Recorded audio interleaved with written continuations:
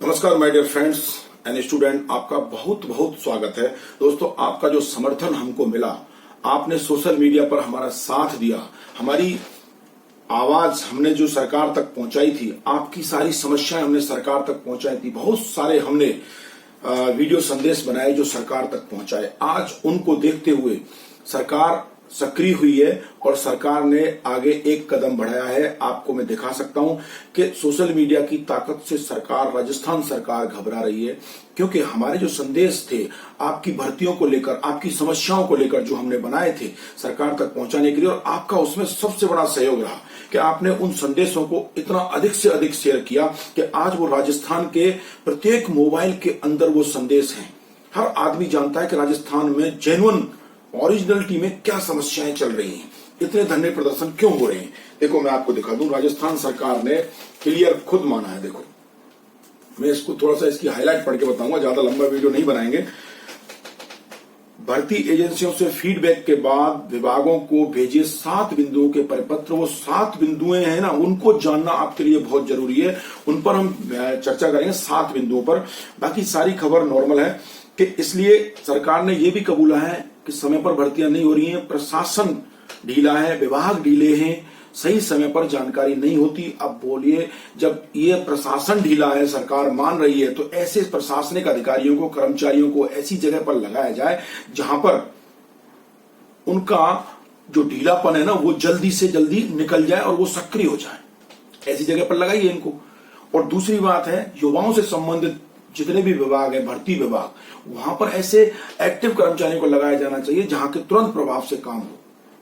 अब मैं आपको बताता हूं कि इस परिपत्र के कौन कौन से बिंदु हैं। दोस्तों, ये जो आपके समर्थन और सहयोग से जो हम कर रहे हैं ना, उसका फल हमको मिलता दिखाई दे रहा है। लेकिन इस आंदोलन को रुकने नहीं देना है। सोशल मीडिया पर जो हमारा भर्ती सेक्शन, जॉब सेक्शन हमने बनाया आप लोगों के लिए, उसको हम और मजबूत करेंगे। लेकिन आपका मुझे सपोर्ट प्रतिदिन चाहिए और सकारात्मक दृष्टिकोण के साथ चाहिए। फिर देखना कि हम आगे किस तरह इन समस्याओं का निपटारा कराते हैं।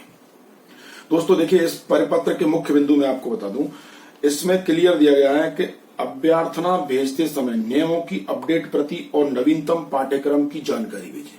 अब पाठ्यक्रम इनका सब लेट लतीफ आता है, भर्ती आ गई, विज्ञापन आ गया, पाठ्यक्रम आ रहा है सब 4 महीने बाद, ठीक है। तो उस तरह से बच्चों की तैयारी पर बहुत असर पड़ता था। तो ये पॉइंट बहुत ही अच्छा है।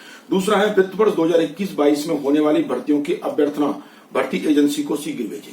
कि 2021-22 में जो भर्तियां होंगी, जिन जिन विभागों में होंगी, ये सब विभागों को भेजा गया है, जिन जिन विभागों में होंगी वो अपना यहां पर अभ्यर्थना कहां भेजें, भर्ती एजेंसी को भेजें, आरपीएससी को भेजें, राजस्थान कर्मचारी चयन बोर्ड को भेजें। उसके बाद चलते हैं, आयोग अपेक्ष लगाए तो 7 दिन की पूर्ति करें, 7 दिन में पूर्ति करें और आयोग में विभाग के वरिष्ठ अधिकारी को भेजें। अब ये सारी जो कहानी है, अगर आयोग कोई दिक्कत पैदा कर रहा है तो वरिष्ठ अधिकारी को अवगत कराएं और सिस्टम से कराएं, ताकि ये समस्या वहीं के वहीं रुके नहीं, ठंडे बस्ते में जाए नहीं।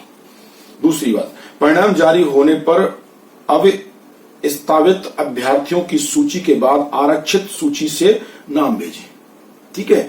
आगे चलते हैं, आयोग अनुभव योग्यता संबंधी रिपोर्ट मांगे तो तत्काल भेजें। जब आयोग कोई भर्ती आरपीएससी है या कोई मांग रहा है अभ्यर्थियों की कोई रिपोर्ट है, तो वो तुरंत प्रभाव से जानी चाहिए। ये नहीं वो लंबित पड़ी है, 6-6 महीने तक भेज देंगे जी, अधिकारी नहीं आए, ये नहीं आए।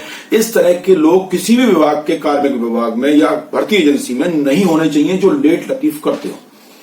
और मैं तो सरकार से एक चीज और कहना चाहूंगा कि 6 महीने के अंदर भर्ती क्लोज करने का नियम बनाया कि 6 महीने के अंदर विज्ञापन निकलने से और ज्वाइनिंग तक 6 महीने में सारा काम हो जाएगा।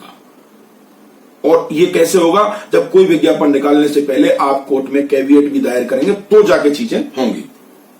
विभागों में प्रक्रियाधीन भर्तियों की समीक्षा पाक्षिक आधार पर करें। अब देखो, विभागों में प्रक्रियाधीन जो भर्तियां चल रही है उनकी समीक्षा होनी चाहिए। कहीं दिक्कत क्या आ रही है, क्यों ये भर्ती पूरी नहीं हो पा रही, इसमें क्या दिक्कत है, उसकी पूरी समीक्षा करनी चाहिए। उसकी रिपोर्ट सरकार को सौंपे या संबंधित एजेंसी को सौंपे, या एजेंसी है तो सरकार को सौंपे। जरूरत होने पर भर्ती की शैक्षणिक योग्यता बाबत समकक्षा रिपोर्ट विभाग समय पर भर्ती एजेंसी को भेजे। अब भर्ती एजेंसी को ये सारी जानकारी आपको समय पर भेजनी पड़ेगी, तब जाके भर्ती एजेंसी काम करेगी। तो दोस्तों, इस तरह देखिए, यहाँ पर जो सरकारी सिस्टम है ना, वो सरकारी सिस्टम बहुत लेट लतीफ काम करता है, क्योंकि देखिए नियमित भर्ती नहीं होती, उस वजह से यहाँ पर समस्याएं पैदा होती है। यहाँ पर देखिए हाईकोर्ट ने भी कुछ पूछा है, आरएएस भर्ती मामले में हाईकोर्ट ने पूछा है। यहाँ पर अब देखिए एक भर्ती एजेंसी पर ही सवाल लगाए गए या सरकार ने उसमें कोई आदेश दिया हो कि यहाँ पर देखिए जनरल कैटेगरी में उन अभ्यर्थियों को ज्वाइन करा दिया जिनके नंबर ज्यादा आए थे, वो ओबीसी के थे या एससी के थे, एससी के थे, एसटी के थे। लेकिन जब ये फॉर्म भरा गया था तो उसमें क्लियर लिखा हुआ है कि शर्त थी कि आप अपनी कैटेगरी में ही ज्वाइन कर सकते हैं, चाहे आपके कितने भी मार्क्स आए। तो ऐसा क्यों हुआ? अब कोर्ट ने इसके लिए जवाब मांगा है। तो अब हाईकोर्ट ने इससे पूछा है, तो इसको आरपीएससी को आरएएस भर्ती की मुख्य परीक्षा का मामला है। आरएएस भर्ती को अब आरपीएससी कराती है, तो आरपीएससी को ये क्लियर करना पड़ेगा कि भैया ऐसा क्यों किया, कि आपके पास कोई सरकार का आदेश था, कि आपके पास दबाव था, जब इस तरह का नियम बनाया गया था, जब भर्ती के समय कि आप अपनी दूसरी कैटेगरी में ज्वाइन ही नहीं कर सकते, तो फिर ऐसा क्यों हुआ? ये भी एक सवालिया निशान है। तो दोस्तों, आपका समर्थन जो हमें मिला उसके लिए मैं बहुत बहुत धन्यवाद देता हूं और मुझे उम्मीद है कि मिलता रहेगा और मैं आपके लिए इस तरह की इंफॉर्मेटिव वीडियो लाता रहूंगा और मैं आपके हर बिंदु का विश्लेषण करके आपको बताता रहूंगा और सरकार तक और जनता तक आपकी बात पहुंचती रहेगी, जिससे कि हम सोशल मीडिया की ताकत से सरकार से अपने जो हक के लिए जो हम लड़ रहे हैं उसके लिए लड़ते रहेंगे। तो दोस्तों, जय हिंद, जय भारत, वंदे मातरम।